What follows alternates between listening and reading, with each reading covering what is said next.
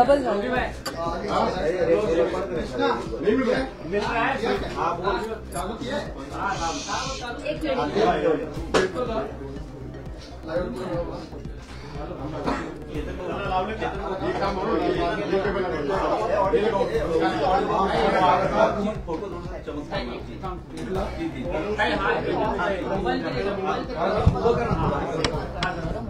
काय देऊ? Sorry sorry, थोडी लॉस्ट आहे. तुमचे एवढे आवाज आले तर मला काहीच कळेल. तो बाजूला करा, अँगल चेंज करा. काढताय कशाला? अरे पण तो माझा लहानपणीचा फोटो आहे.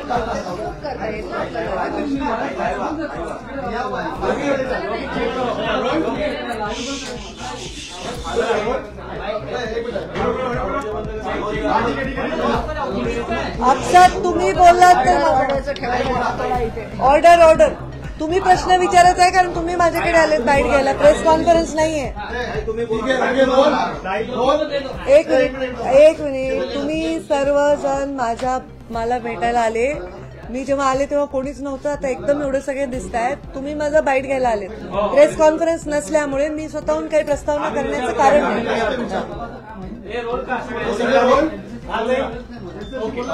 काल उमेदवारी जाहीर झालेली आहे. तुम्हाला देखील उमेदवारी काय नेमक्या भावना आहेत, काय?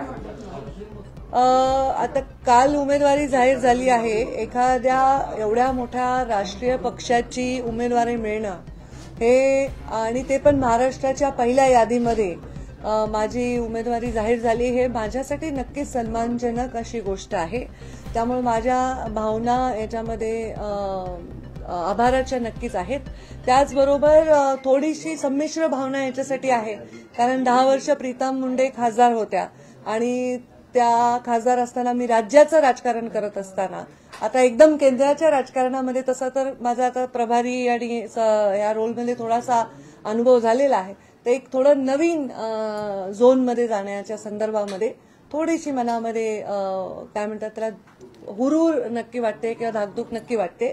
पण नवीन अनुभव आहे आणि नवीन अनुभवासाठी आम्ही नेहमीच तयार असतो.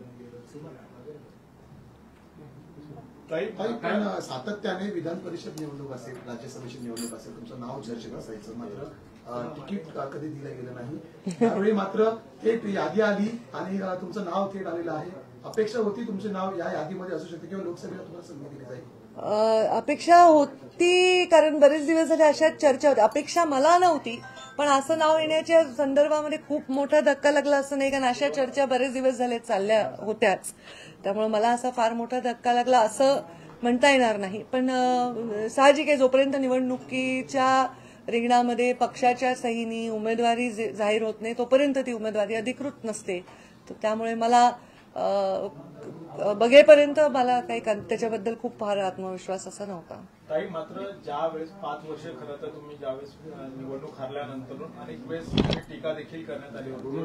त्यानंतर आता प्रीतमताईंचं तिकीट कट करून तुम्हाला खरं तर उमेदवारी दिलेली, त्यामुळे प्रीतमताईंना पुन्हा कुठल्या संधीसाठी काही बोलणं झालंय काही असा विचारला?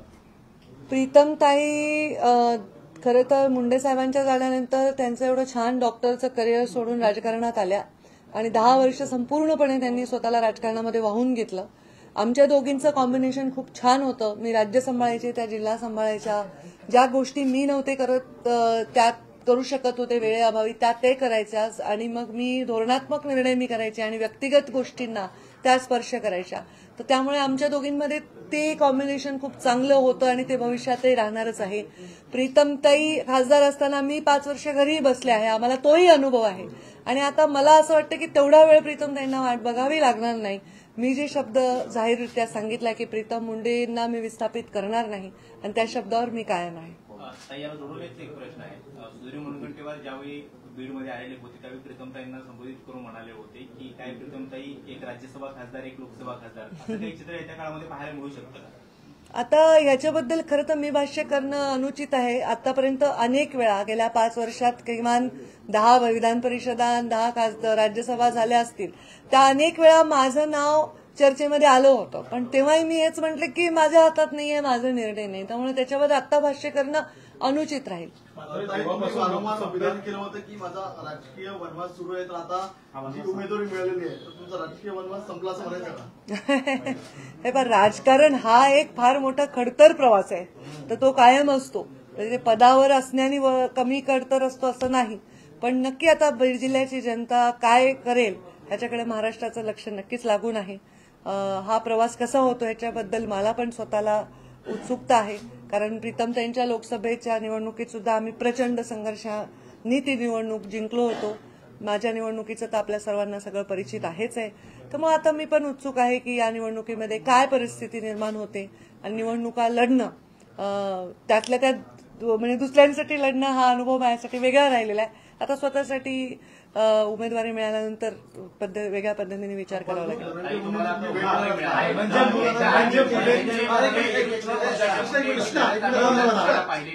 कृष्णा, एक मिनिट. तुम्ही धनंजय मुंडेंनी याआधी तुमची भेट घेतलेली होती, ते महायुतीमध्ये आल्यानंतर पण तुम्हाला भेटलेले होते. आता तुम्हाला उमेदवारी जाहीर झालेली आहे, पुन्हा तुमची भेट तुम्ही घेणार आहात. हे पहा, धनंजय माझे बंधू धनंजय जिल्ह्याचे पालकमंत्री आणि त्यांचा पक्ष आणि भारतीय जनता पार्टीचा आमचा पक्ष यांची युती आहे राज्यामध्ये आणि त्याच्यामुळे नॅचरली जिल्ह्यात आम्ही एकत्र आहोत.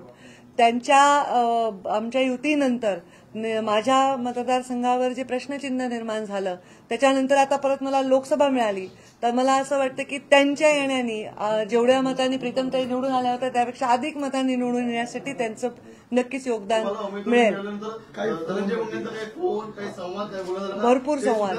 आमचे संवाद आता खूप झाले जास्त. उमेदवारी मिळाल्यानंतर काही फोन आला का? किंवा तुमच्या उमेदवारी आम्ही रोज बोलतो. केले होते का? आम्ही रोज बोलतो. हे पहा, ते भाजपच्या श्रेष्ठींची उमेदवारी आहे, त्यामुळे असं काही प्रश्नच चुकीचा आहे तुमचा. ताई, मात्र ज्या पण मन की बात काही झाली का? ते मन की बात तुम्हाला कशी सांगणार? काही मात्र ज्या पद्धतीने तुम्ही मध्यंतरी काळामध्ये जो ब्रेक घेतला होता आणि त्या ब्रेक नंतर तुम्ही सांगितलं होतं की मला फ्रेश व्हायचं आहे, त्यासाठी हा मी ब्रेक घेते आणि त्यानंतर पुन्हा राजकीय सक्रिय होईल. मात्र हेच ती चिन्ह होती का? कारण की अनेक वेळेस नावं येत होती, मात्र आता देखील पहिल्यापासून तुमचं नाव चर्चेत होतं.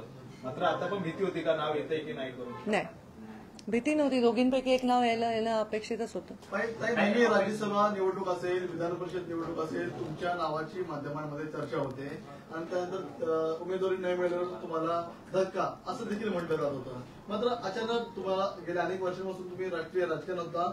देवेंद्रजींनी देखील म्हटलं होतं की पंकजाताई आमच्या राष्ट्रीय नेते आहेत, त्यांचे राष्ट्रीय नेते योग्य तो मान सन्मान देतील. तुम्हाला या उमेदवारीमुळे तुम्हाला वाटते का पक्षाने तुमचा योग्य तो मान सन्मान राखला गेला? मला असं वाटतं पक्षाने माझ्यावर जबाबदारी दिली आहे आणि जबाबदारीला सन्मान समजण्याच्या संस्कारात मी वाढलेली आहे. तर या जबाबदारीचा मी सन्मान म्हणून स्वीकार करतो. एक जाणकारांच्या बाबतीत प्रश्न राजकारणातला होता. तुमचा एक वेगळा आणि मोठा अनुभव राहिलेला आहे राज्याच्या राजकारणातला. आता तुम्हाला केंद्रात जावं लागणार आहे, तर लोकसभा निवडणुकीनंतर जो काही निकाल असतो त्यानंतर नाही, थँक्यू. पण राज्याचं राजकारण सोडून केंद्रात जाण्याची आताची भावना कशी आहे? म्हणजे काय वाटतं या सगळ्यात? आता खूप प्रीमॅच्युअर आहे. काय वाटतं म्हणजे हुरहुर वाटते.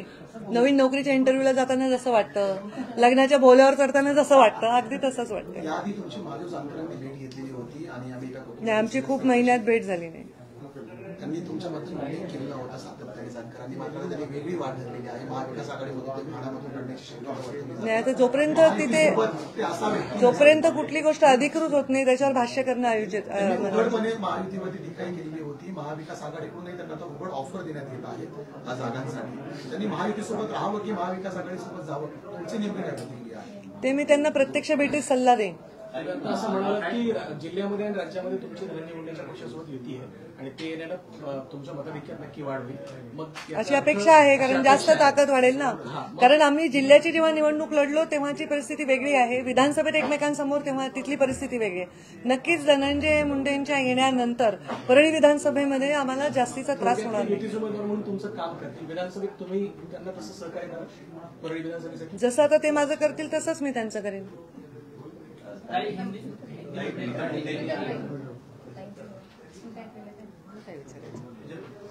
घ्या, प्रीतमताई बोलला. आता लोकसभेवर जात आहेत, काय त्यांना तुम्ही सांगाल? जेव्हा उमेदवारी जाहीर झाली तुम्हाला माहित होतं का ताईंचं नाव जाहीर होणार आहे? का वेगळा धक्का होता की काही आश्चर्य वाटतं तुम्हाला? लोकसभेला ताई जात असताना मी त्यांना सांगण्याची काही आवश्यकता नाही, कारण माझा जरी लोकसभेचा 10 वर्षाचा अनुभव असला तरी ताईच माझ्या नेत्या आहेत. त्यामुळे नेत्यांना शिकवण्याचे दिवस अजून आलेले नाहीयेत. तर हा, जसं ताई म्हणाल्या तसा हा वेगळा प्लॅटफॉर्मवरतीचा अनुभव असणार आहे. तर त्यासाठी आम्ही सगळे जोराने तयारीला लागलो आहोत आणि खूप खूप वाट ज्या गोष्टीची बीड जिल्हा अनेक वर्षांपासून बघतोय, गेल्या 5 वर्षापासून ज्याची वाट संपूर्ण जिल्ह्याने पाहिली, तो क्षण आलेला आहे. त्यामुळे आम्ही सगळे या निर्णयाने निश्चितच ताईंच्या पाठीशी भक्कम आहोत. 10 वर्ष लोकसभेत होता, काही ना काही टिप्स दिल्या. ताईचं बोट धरून मी प्रत्येक पाऊल माझं टाकलेलं आहे गेल्या 10 वर्षामध्ये. त्यामुळे मी ताईंना काही सूचना देण्याची खरंच आवश्यकता नाहीये. मी मात्र त्यांचं मार्गदर्शन वेळोवेळी घेतलं. नेतृत्व असल्यामुळे त्यांना कोणाच्याही मार्गदर्शनाची काही त्यांनी गरज आता मान्य केलं थोड्या वेळापूर्वीच, कारण नवी इनिंग आहे लोकसभेमध्ये. राज्यातले प्रश्न वेगळे असतात, लोकसभेमध्ये वेगळ्या वेगळ्या प्रकारे कामकाज चालतं. तुम्ही 10 वर्षाचा अनुभव घेतलेला आहे लोकसभेमधला, त्यामुळे नेमकं मोदींच्या जवळ राहून तुम्ही काम केलंय पंतप्रधानांसोबत. नेमकं आता कशा प्रकारचं, कारण त्यांनी पक्षाचं संघटनाचं काम जरी वरिष्ठ नेतृत्वावर केलं असं त्यांनी पण लोकसभेमधलं कामकाज पाहिलं. साधारण राज्यसभा आणि लोकसभेचे मिळून 850 खासदार असतात. त्या खासदारांपैकी मी एक आहे. ताई राष्ट्रीय कार्यकारिणीच्या सदस्य राहिलेल्या आहेत. त्यामुळे तसं बघायला गेलं तर ताईंनी मोदींजींच्या जास्त जवळ काम केलं माझ्यापेक्षा. त्यामुळे तिथेही परत मला सांगण्यासारखं काही नाही. मॅक्झिमम तिला दिल्लीमध्ये कोणत्या रेस्टॉरंटमध्ये चांगलं जेवण मिळतं एवढं सांगू शकते. बाकी क्रिकेटच्या भाषेमध्ये म्हणायचं म्हटलं तर सॉरी, काय प्लॅन आहे? आता तुम्ही इतर निवडणूक लढवणार नाही, तुमचा पुढचा काय प्लॅन आहे? एकच मुलगी आहे, तिला विचारतो. महिला आरक्षण, पत्रकारितेमध्ये सुद्धा निश्चितच मोदीजी पण नेहमी सांगतात की जेव्हा तुम्ही एखाद्या गोष्टीवरती फोकस करताय तेव्हा त्याच गोष्टीवरती लक्ष केंद्रित करणं. आता अर्जुनाप्रमाणे त्याला जसा माशाचा डोळा दिसत होता तसं आम्हाला आता फक्त बीडची लोकसभा दिसते. त्यामुळे पहिले टार्गेट बीड लोकसभा, बाकीच्या गोष्टी नंतर. आता काय झालंय की या 2009 मध्ये जेव्हा मुंडे साहेब लोकसभेला उभे राहिले होते तेव्हा पूर्ण बीड जिल्ह्यामध्ये एक उत्साह होता की डायरेक्ट मुंडे साहेबांना मतदान करायचं होतं. आता प्रीतमताई मागच्या वेळी उभ्या होत्या तेव्हा मी लोकांना आवाहन केलं की प्रीतमताई नाही मी उभी आहे किंवा माझ्या बहिणीला तुम्ही वोटीत घ्या वगैरे. आता लोकांमध्ये एक उत्साह आहे की आम्ही डायरेक्ट ताईंना म्हणजे मतदान करणार. हे एक आकर्षण आमच्या फॉलोअर्समध्ये नक्की आहे. आणि मला बाकीच्यांना काय वाटतं माहित नाही, पण मला नक्की मी म्हटलं की संमिश्र भावना आहे. कारण प्रीतमताई अत्यंत कष्टाने काम केलंय 10 वर्ष. पण माझ्यावर आता हे एक्स्ट्रा दायित्व राहणार आहे की त्यांचं काम, त्यांचा जास्तीत जास्त उपयोग पुढच्या काळामध्ये कसा राहील. बीजेपी ने 400 पार का नारा दिया और बीड से इस बार आप पर विश्वास जताया गया. देखिए, मुझ पर विश्वास जताया गया है या प्रीतम मुंडे पहले एमपी थी, उन पर विश्वास जताया था 2 बार. तो ये दोनों में कोई खास अंतर नहीं है. क्या सोचकर उन्होंने मुझ पर विश्वास जताया उस पर वो ज्यादा प्रकाश डाल सकते हैं. परंतु उन्होंने जो विश्वास जताया, मैं कभी भी, मेरा राजनीतिक प्रवास जो रहा है उसमें कोई पद से ज्यादा विश्वास को मैंने महत्व दिया है. और मुझ पे कोई विश्वास रखता है तो मैं उसको अपना सम्मान मानती हूँ और ये सम्मान मैं स्वीकारती हूँ और अभी अगली लड़ाई के लिए तैयार होती हूँ. अभी 400 पार वगैरह के लिए तो बड़े नेता योगदान देंगे. अभी हम तो हमारे चुनाव में फोकस करेंगे पूरी तरह. लेकिन ऐसे लोकसभा से आपको उम्मीदवार बनाया गया जहां पर प्रतिनिधित्व जो है लोकसभा की आपकी बहन कर रही थी, उसके बाद इस तरीके का पार्टी की तरफ से ऐलान किया जाना, क्या ये आप एक्सपेक्टेड मान के चल रही थी? देखिए, ऐसा ऐलान होना एक्सपेक्टेड मान के चल रही थी क्योंकि जो अलायंस महाराष्ट्र में हुए पिछले कुछ दिनों में, उसके बाद से एक प्रश्न चिन्ह खड़ा हुआ कि मेरा विधानसभा क्षेत्र अभी मेरे पास रहा नहीं. तो उसके बाद, और मैं राष्ट्रीय स्तर पर काम करती हूँ पिछले 5 साल से, तो उसके बाद एक ऐसी चर्चाएं थी कि ऐसा हो सकता है. इसके लिए मेरे मन में पूरी तरह आनंद इस बात का नहीं है कि मुझे उम्मीदवारी दी है. मैंने कहा बहुत स्पेशली क्लियरली कि मैं इसको सम्मान जरूर मानती हूँ, पर मेरी बहन को नहीं दिया, इस बात का थोड़ा मन में मेरे हल्का सा दुख तो हमेशा रहेगा. जब तक वो अपनी जगह पर ठीक से नहीं बैठती वो दुख हमेशा रहेगा. बहन के लिए नहीं कि वो मेरी बहन है, मेरी बहन को बिठाओ, मेरी परिवार को बिठाओ, इसलिए नहीं. उन्होंने जो सेवा 10 साल दी है, जिस समर्पणता से और समर्पण से काम किया, उसके लिए. ताई, ज्या पद्धतीने तुम्ही पहिल्यांदा एक उल्लेख केला की डॉक्टरेट पहिलं काम करत होत्या आणि त्यानंतर पुन्हा एकदा ते डॉक्टरेटसाठी काही करणार आहेत का? कशा प्रकार राजकारणात? अरे बघा, डॉक्टरेट नाही, ती स्वतः डॉक्टर आहे, डॉक्टर, MD डॉक्टर. हे स्किन विन सगळं त्या करतात. पण त्या स्वतः काय करणार आहेत हे मी त्यांच्यासाठी सांगणं योग्य नाही. राजकीय क्षेत्रात त्यांच्यासाठी काय करता येईल ह्याच्यावर माझं नक्की लक्ष असेल, कारण जो व्याप आमचा आहे तो मॅनेज करायला मला त्यांचा हात लागणारच आहे. ताई, तुमची उमेदवारी जाहीर झाल्याच्या नंतर बरेच लोकांचे अभिनंदन सागरवरून फडणवीसांचा फोन काही आलेला हो, काय त्यांचं माझं रात्री बोलणं झालं. त्यांनी मला अभिनंदनासाठी फोन केला होता रात्री. आमची दोघांची या विषयावर चर्चा देखील अल्पशी झाली. प्रत्यक्ष भेटीत बाकीची चर्चा करू. रोड मैप क्या है, मतलब ब्लूप्रिंट क्या है बीड की जनता के लिए, और मराठा आरक्षण कितना बड़ा फैक्टर होगा आपके लिए चुनाव में, क्योंकि आरक्षण तो दे दिया गया है लेकिन अब भी मनोज जरांगे पाटिल जो है वो इसे मानने के लिए तैयार नहीं है, तो मराठाओं को जो है मैं ये कहूंगी कि केंद्र शासन का ये चुनाव है, ये विषय सर्वतः राज्य शासन का समर्पित है. इसका उत्तर राज्य शासन में बैठे हुए सारे दिग्गज मुख्यमंत्री, उप मुख्यमंत्री, नेता ही दे सकते हैं. हमने हमारा समर्थन जहां तक जाहिर करना था किया है, जहां हमें अप्रिशिएशन एक्सपेक्ट करने थे वहां वो किए हैं. तो मैं खुद एक नेता के तौर पर समझती हूं कि दोनों समुदाय को हमेशा एक दूसरे से ना लड़कर इसमें से सुलझकर एक विषय को बाहर लाना एक नेता का दायित्व है. दोनों समुदाय अगर एक दूसरे से लड़ रहे हैं तो ये बहुत कुछ अच्छी बात नहीं है. मैं प्रार्थना करती हूँ इसी माध्यम से कि ये विषय भविष्य के लिए हमेशा के लिए सुलझ जाए. घोषित किए जाने के बाद क्या धनंजय मुंडे से बातचीत हुई है? जी, हम रोज बात करते हैं आजकाल. एक प्रश्न आहे, बीडच्या राजकारणात मराठा वोटर्स आणि ओबीसी वोटर्सचं तेवढंच महत्व राहिलेलं आहे आणि सध्याचं राजकारण म्हणजे राज्याच्या राजकारणामध्ये मराठा आंदोलन असेल किंवा ओबीसी आरक्षणाचा जो काही मुद्दा आहे, दोन्ही महत्वाचे मुद्दे भेटलेले आहेत. अशावेळी दोन्ही समाजाला सोबत घेऊन लोकसभेला सामोरं जाण्याचं कितपत मोठं आव्हान आहे आणि तुम्ही कशा पद्धतीने हे सोडवणार? मी लोकसभेच्या निवडणुकीत नव्हे तर माझ्या राजकीय जीवनामध्ये सर्व समाजांना सोबत घेऊन काम केलेलं आहे. माझ्या पालकमंत्री पदाच्या काळामध्ये ज्या बूथवर मला 20 मतं पडलीत त्यांना पण मी तेवढाच निधी दिलाय ज्या बूथवर मला 20 मतं कमी पडली आहेत. त्यामुळे मी जेव्हा एका संविधानिक पदावर जातो तेव्हा आपण कुठल्या एका पक्षाचे नाही, कुठल्या एका जातीचे नाही, कुठल्या एका विचाराचे नसतो. आपण त्या जिल्ह्याचे, त्या राज्याचे किंवा त्या देशाचे असतो. त्यामुळे अशा प्रकारचा बायस विकास करावा असा मुंडे साहेबांनी माझ्यावर कधी संस्कार केलेले नाहीत. मी माझ्या बीड जिल्ह्यामध्ये सर्व समाजांना एकत्र घेऊन चाललेली आहे.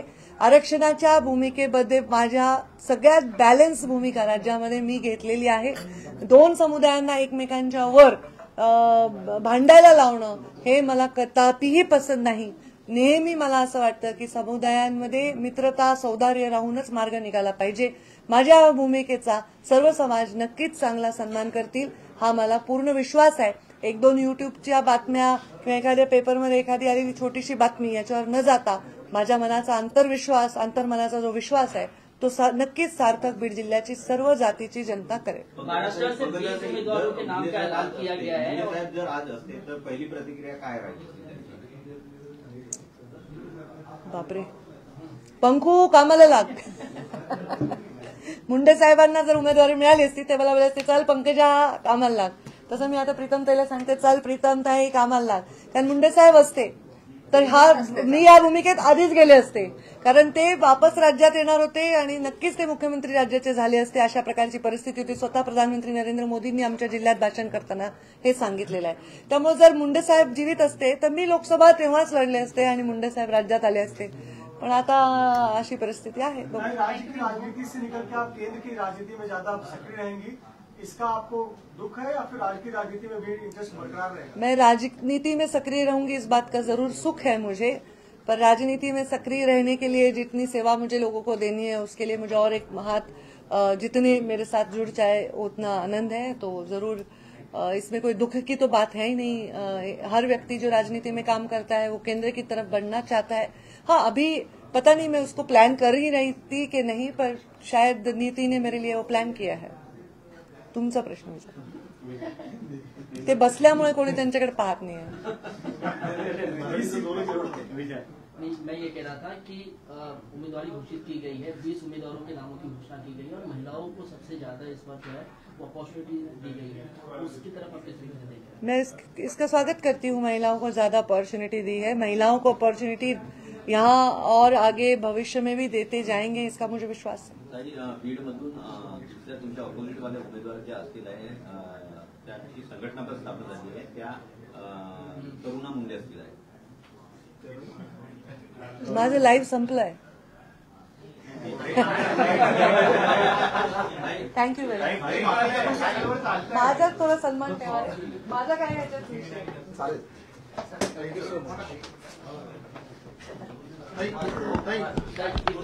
नाही 1-on-1 नाही, सगळेच करतील. अरे आता उमेदवारी जाहीर झाल्यावर काय करायचं? आज सगळे